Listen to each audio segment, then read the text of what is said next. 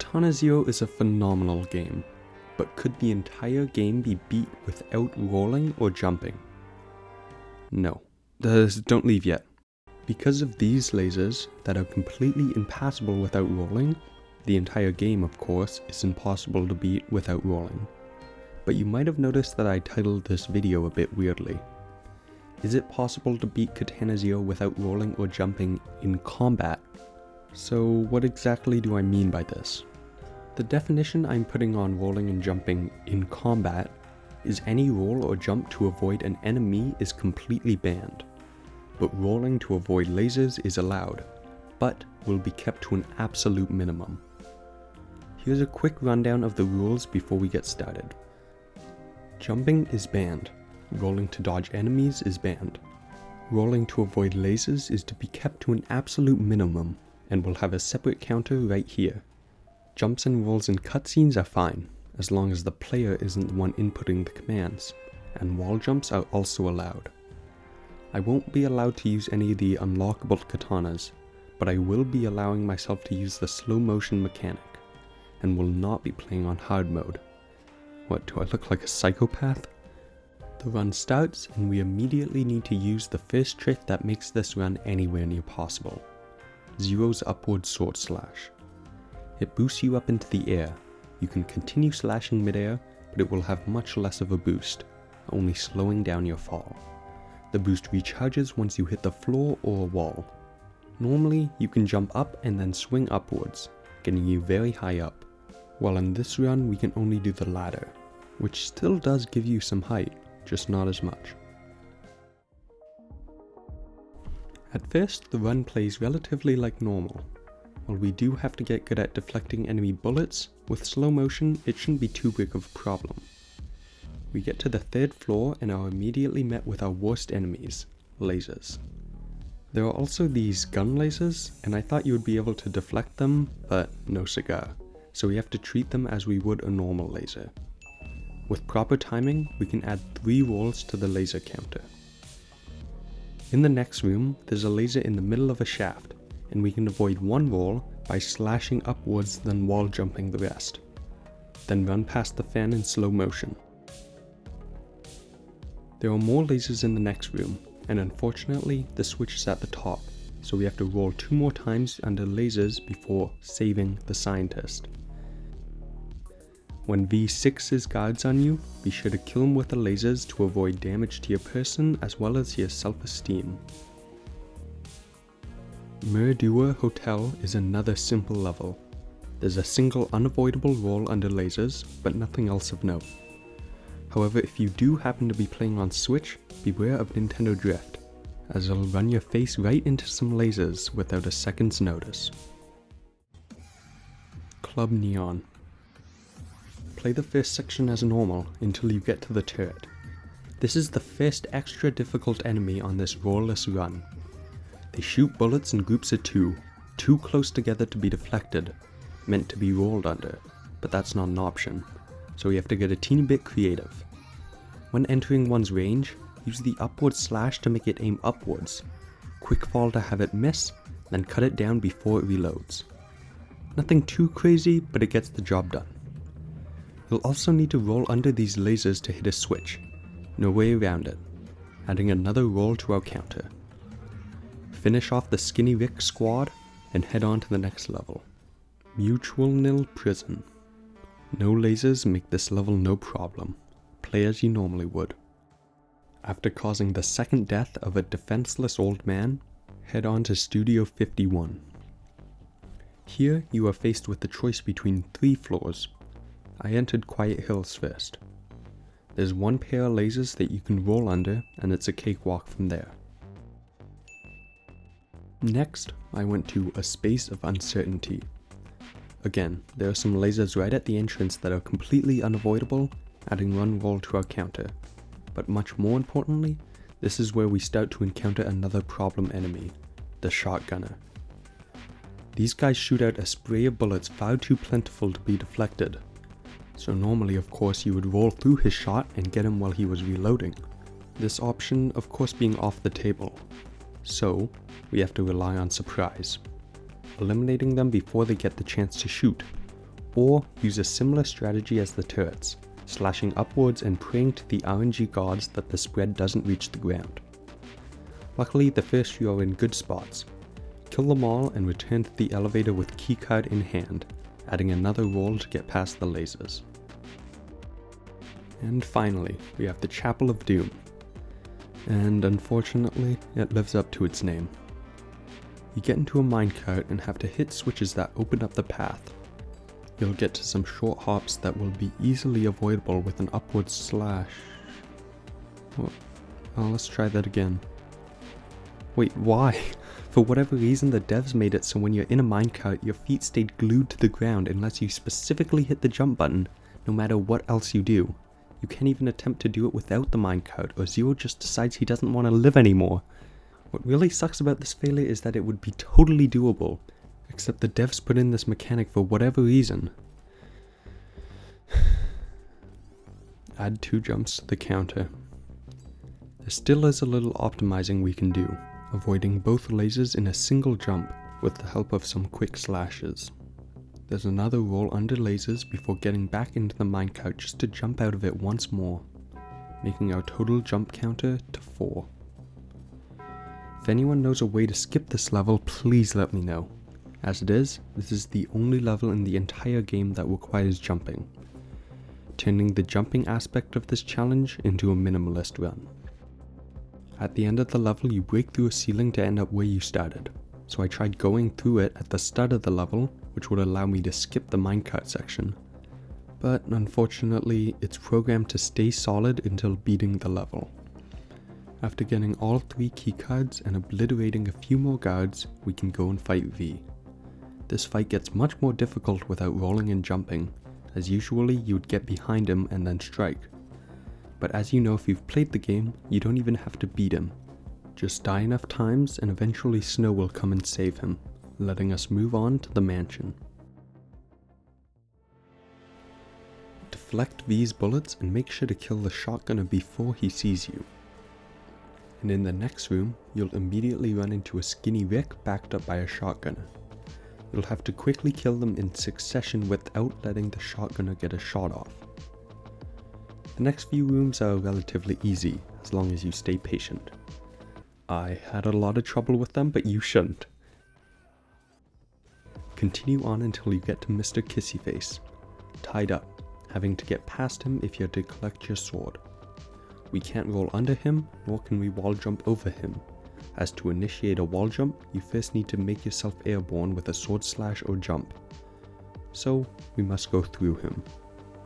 Wait until he makes his swing before making a mad dash to get your sword back. And don't worry if this takes you a few tries. Of course I did it on my first try, but no shame if you didn't.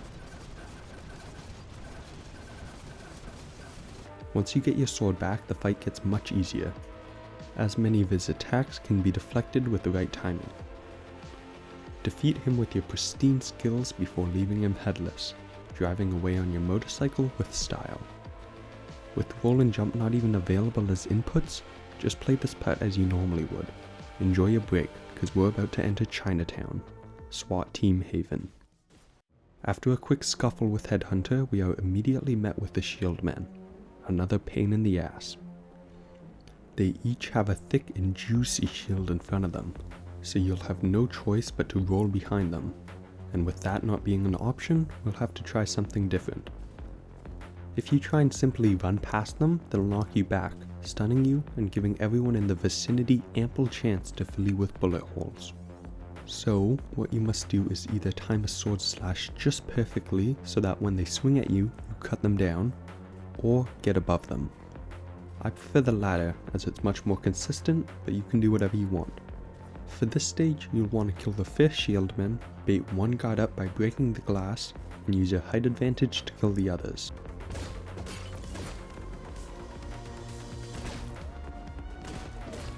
Wall jump to the top of this building and carefully make your way down. When you get to this room, remember to use explosives and gas grenades to your advantage. After enough trial and error, you'll get to this stage, where policemen and SWAT members drive in from both sides. My only tips are to start on the right side and hit the drone with the bottle. finish up the rest with a bit of help from comedy and tragedy before proceeding to the tape recording. Slash through with ease, as this is another level that you can beat pretty similarly to the normal game.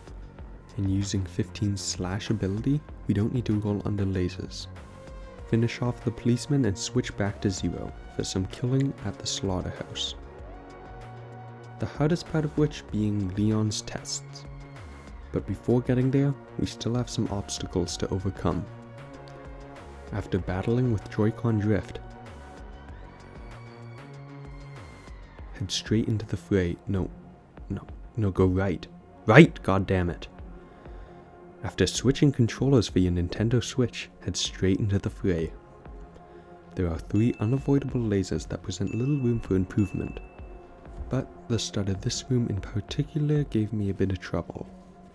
Bust open the door and quickly dive under, avoiding the shotgunner's blast, then cut the guy below you before throwing the Molotov, or you'll end up in its radius. After this you should do just fine. Just use the element of surprise to your advantage. That of course being uranium. Wait, why? Anyway, Leon's tests start simple, with presses slamming down, giving you a short time beforehand to get under a safe one. Use sword slashes for boosting momentum. Next, enemies will be sent out in pairs of 2 for you to deal with. The only notable of which being a pair of shieldmen you'll have to act quickly to defeat, as well as a shotgunner accompanied by a skinny Rick that you'll want to stay on the right side of the room for. Oh, well, that wasn't that bad, was it? Oh no. Lasers crossing the entire room, come on!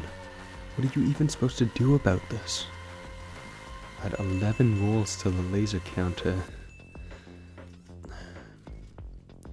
Now there is a way to avoid this test. If you get around every single camera, the tests won't activate. And how do you get around these cameras? You guessed it. Rolling. So it's not an option. Kill your 3rd helpless old man from this run alone, and continue on to the bunker. You see, the funny thing about the bunker is that you are given no space to run, and all enemies are immediately aggroed onto you. So when put up against situations like this, you're kinda fucked. Luckily, the shotgunner's spread is randomized, so you can just replay it until only one of his shots is going to hit you. Deflect it, and crush his head in with a bottle on the floor. We have another unfortunate 3 rolls under lasers during the next floor. Just be sure to dodge the turret as you roll under them. Well, this isn't shaping out to be too hard. If I'm being honest, I thought it would be a lot more difficult. A shieldman followed by a shotgunner, 2 gunners, and a skinny Rick who are all aggroed onto you immediately. To be honest, I was convinced the run was over, but I kept trying over and over, and with the sacred power of trial and error, I eventually found the perfect sequence.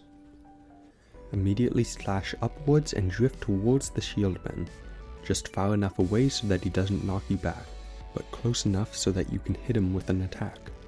In a single swing, deflect the bullet the first gunman shoots so it hits the shotgunner before he gets a shot off, and with your height, take the head off the shieldman. Make sure you deflect the gunner's second shot, then for your last trick simultaneously block Skinny Rick's pipe while deflecting the final gunman's bullet back to him.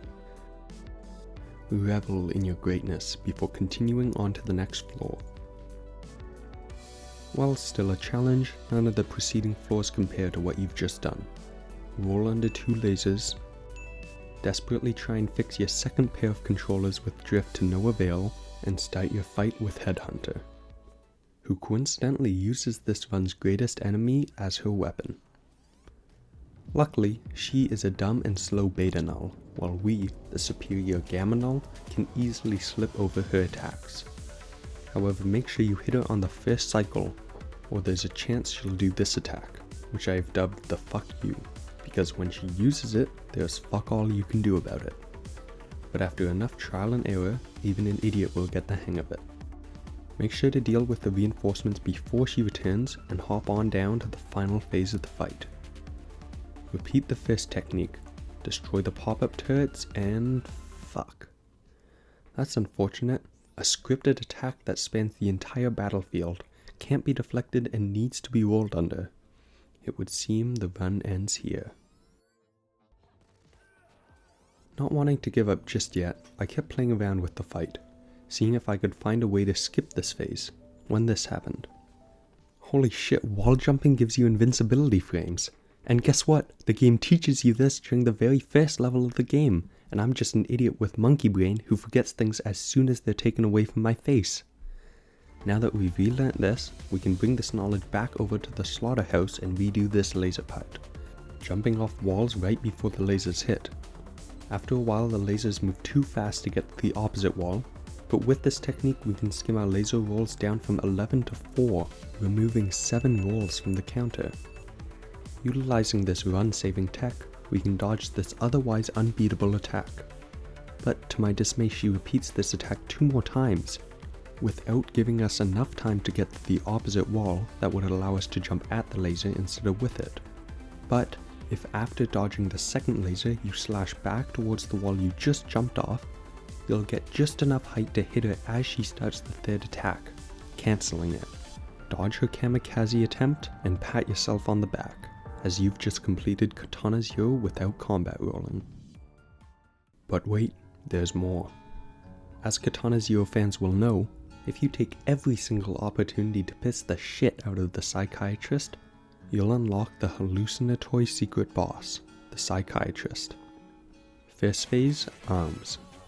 He opens portals and after a short delay, arms will come out of them, requiring to be cut down. Take it slow and you should have no problem. Phase 2, Cannondorf from Ocarina of Time. The bad man multiplies and sends out white projectiles that Zero must deflect back at him. Once again, we play this as normal. Just be sure to utilize wall jumps to get yourself out of a corner when he spreads out. Now we're starting to get trippy. During the eye phase, be sure to utilize wall jumps to get some of the higher eyes and you should do just fine. And lastly, the final phase, which is very much not fun.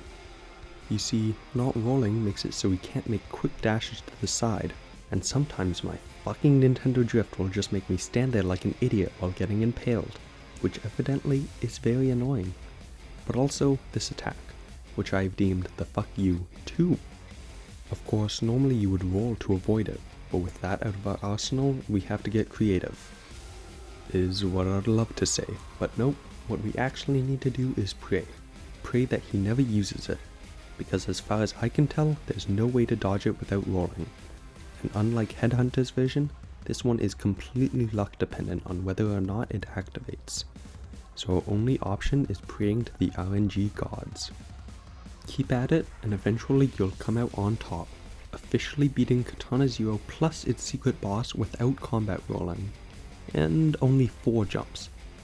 So Borat, how do you think this run went? A great success! Well, you heard it here first, folks. Check out my Katana Zero lore video if you're interested, but much more importantly, have a great day.